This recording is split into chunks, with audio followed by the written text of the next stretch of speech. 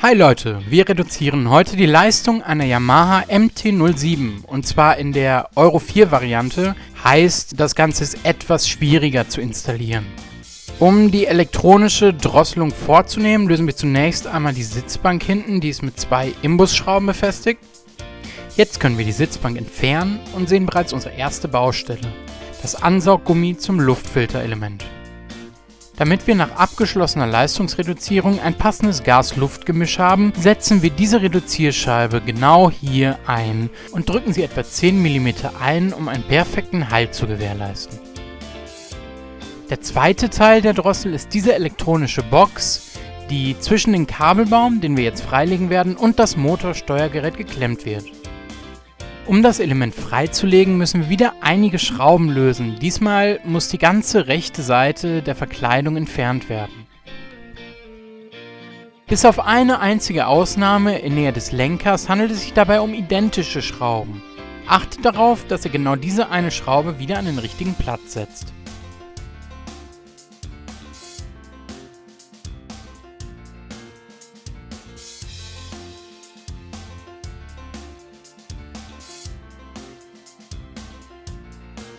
Sobald alle Schrauben gelöst sind, könnt ihr genau diesen Teil der Verkleidung vollständig abnehmen.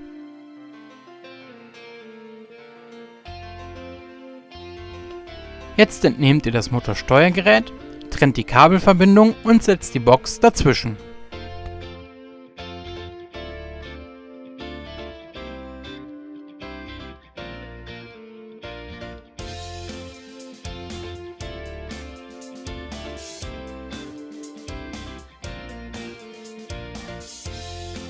Ihr setzt das Steuergerät nun wieder an den vorgesehenen Platz, befestigt das Ganze vielleicht noch mit einem Kabelbinder und habt die Drosselung hiermit bereits vorgenommen.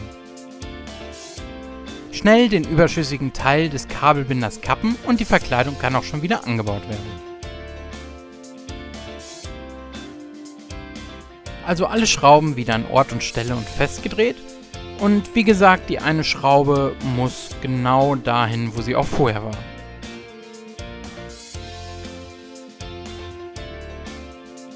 Auch die Sitzbank kann jetzt wieder an den Ort, wo sie hingehört. Und damit seid ihr auch schon fertig mit der Drosselung. Dieses mitgelieferte Teilegutachten nehmt ihr jetzt einfach mit zum TÜV oder zu der DEKRA, lasst das Ganze zu und habt alles erledigt. In diesem Sinne viel Spaß beim Fahren und always ride safe.